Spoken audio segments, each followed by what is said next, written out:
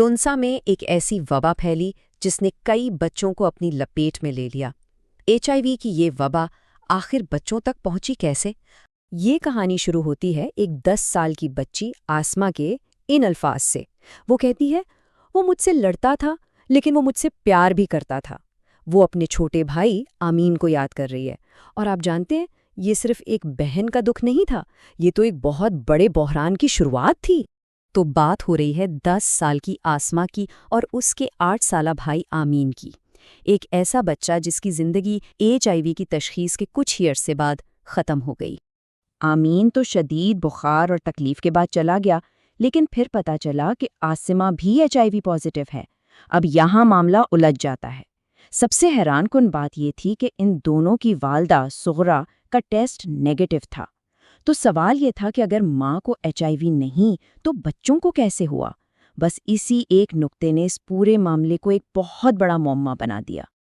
اور یہ صرف آسما اور آمین کی کہانی نہیں تھی، یہ تو صرف شروعات تھی۔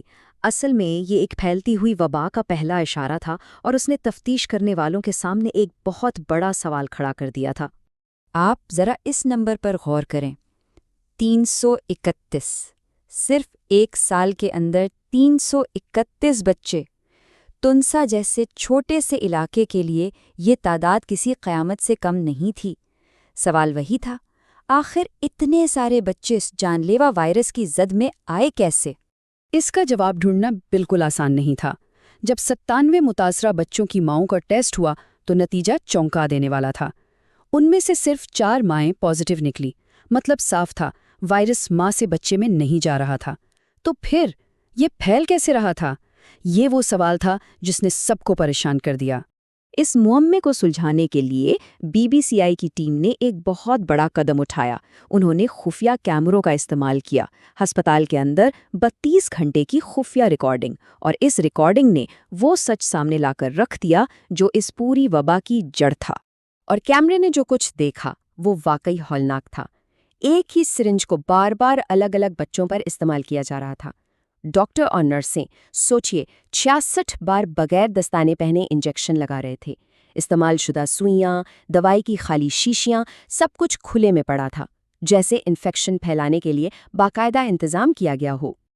لیکن شاید سب سے زیادہ پریشان کرنے والی تصویر یہ تھی، ایک نرس میڈیکل ویسٹ بن یعنی کچرے کے ڈبے میں اپنے ننگے ہاتھوں سے کچھ تلاش کر رہی تھی، اور پھر انہی گندے ہاتھوں سے وہ ایک اور بچے کے لیے انجیکشن تیار کرتی نظر آئی۔ آپ سوچ سکتے ہیں، یہ غفلت نہیں، یہ تو ایک جرم تھا۔ جب یہ فوٹیج متعدی امراض کے ایک ماہر ڈاکٹر الطاف احمد کو دکھائی گئی تو وہ بھی حیران رہ گئے۔ انہوں نے صاف کہا، یہ لوگ دوا لگانے کے ہر اصول کی خلاف ورزی کر رہے ہیں۔ ان کے مطابق اس طرح کے کام سے تو بچوں کی زندگیاں سیدھا سیدھا خطرے میں ڈالی جا رہی تھیں۔ اچھا، جب اتنے ٹھوس ثبوت سامنے آ گئے تو حکام کا رد عمل کیا تھا؟ آئیے دیکھتے ہیں کہ نظام نے اپنا دفاع کیسے کیا اور سچ کو کیسے جھٹلانے کی کوشش کی۔ کمال کی بات یہ ہے کہ ہسپتال کے نئے medical superintendent doctor Qasim Buzdar نے ان تمام ثبوتوں کو سیدھا سیدھا مسترد کر دیا۔ ان کا کہنا تھا کہ ارے یہ فوٹیج تو سٹیج بھی ہو سکتی ہے، یعنی یہ سب ڈرامہ ہے جو ہسپتال کو بدنام کرنے کے لیے کیا گیا ہے۔ لیکن یہاں کہانی میں ایک اور موڑ ہے۔ انتظامیہ تو انکار کر رہی تھی، لیکن ان کے اپنے انکار سے کچھ مہینے پہلے ہی یونیسیف اور محکمہ صحت کی ایک مشترکہ رپورٹ آ چکی تھی۔ اور جانتے ہیں اس میں کیا تھا؟ اس رپورٹ نے ہسپتال کے اندر بالکل انہی خطرناک طریقوں کی نشاندہی کی تھی۔ اس میں بچوں کے ایمرجنسی روم کے حالات کو انتہائی پریشان کن تک کہا گیا تھا۔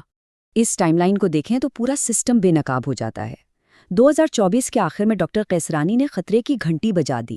پرانے MS کو ہٹا بھی دیا گیا، لیکن جب BBC نے فلمنگ کی تو نیا MS آ چکا تھا اور حالات ویسے کے ویسے تھے۔ اور سب سے زیادہ تشویش کی بات، وہ جو پرانا معطل شدہ سپرنٹینڈنٹ تھا وہ آج ایک دوسرے دیہی ہیلتھ سینٹر میں بچوں کا ہی علاج کر رہا ہے۔ دیکھیں، یہ معاملہ صرف چند لوگوں کی غفلت کا نہیں ہے، اس کے پیچھے ایک پورا سسٹم ہے جو دباؤ میں ہے۔ دوائیوں کی کمی ہے، لوگوں میں یہ سوچ ہے کہ آرام صرف انجیکشن سے ہی آتا ہے، تو یہ سارے عوامل مل کر عملے کو ایسے خطرناک کام کرنے پر مجبور کر دیتے ہیں۔ تو تحقیقات ہو گئی، نظام کی ناکامیاں بھی سامنے آ گئی، لیکن ان سب کے بعد کہانی گھوم پھر کر وہیں آ جاتی ہے جہاں سے شروع ہوئی تھی، آسما کے پاس، کیونکہ اس پورے المیے کی اصل قیمت تو وہی چھوٹی سی بچی چکا رہی ہے۔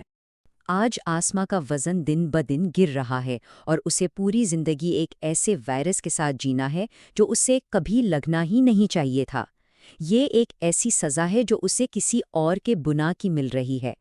جسمانی بیماری تو ایک طرف، آسیما کو سماجی طور پر بھی اکیلا کر دیا گیا ہے۔